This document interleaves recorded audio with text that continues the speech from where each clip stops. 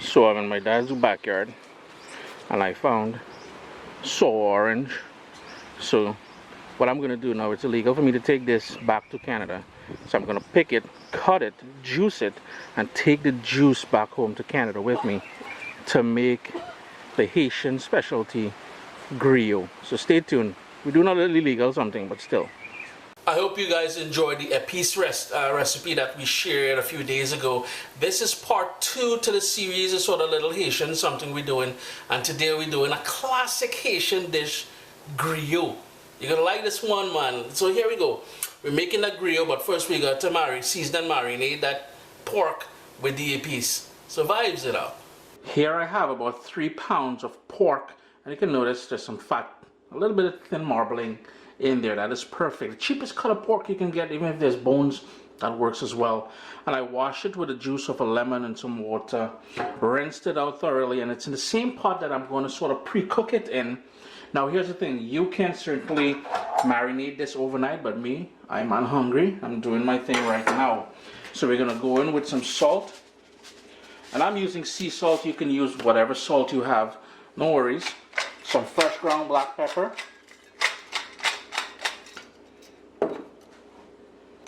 I've got some fresh thyme. I'm just going to take out the sort of woody bottoms of it. That could go in the garbage.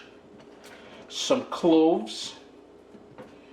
And this is my version of Grio. Yours can be totally different, but I got some cloves in there. I've got some of that Epis that we made in the last video.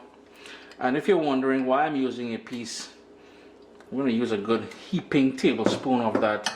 All I have to say is why not? All the ingredients that would normally be in a Grio is in that Epis, so why not use it? Here is that sour orange juice, the contraband stuff that I brought back.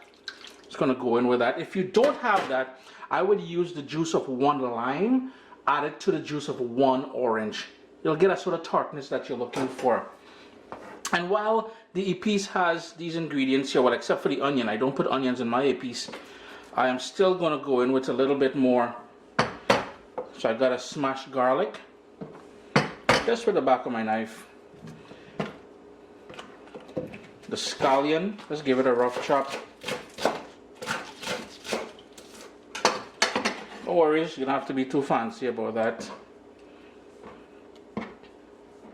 Scotch bonnet pepper, be mindful, you can just float this as it is in there. I want that kick from it, so I'm going to cut it open. And I'm using an entire Scotch bonnet pepper because I like my Grio very spicy.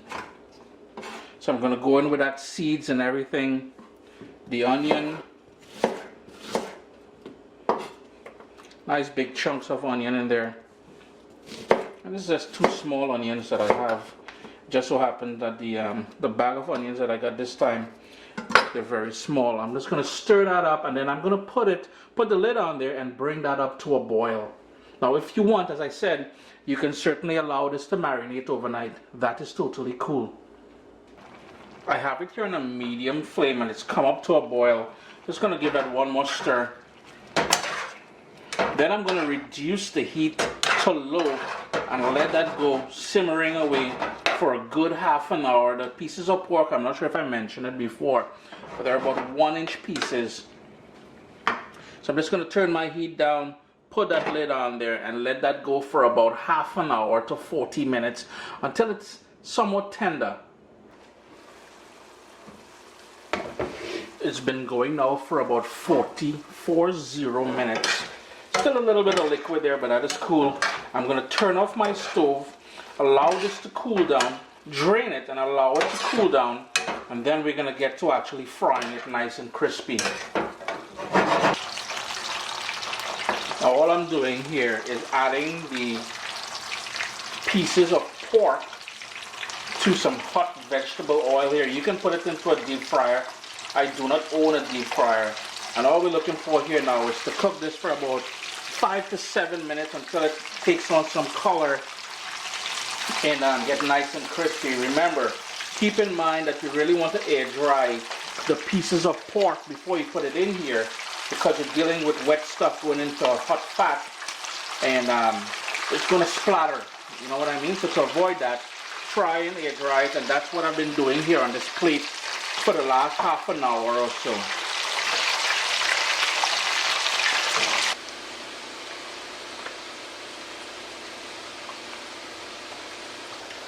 After about 5 to 7 minutes, you're going to see it's going to start taking on some nice color.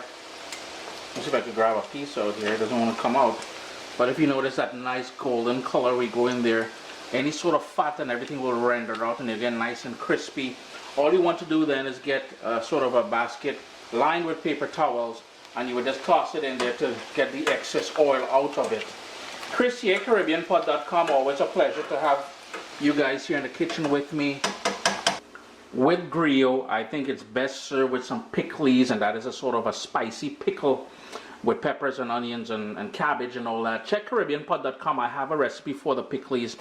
But Haitian Griot, you gotta love this one, man. I like it. And sandwiches, I'll be honest with you. Some nice pork sandwiches with this Grio. You can't go wrong. Bless up, man.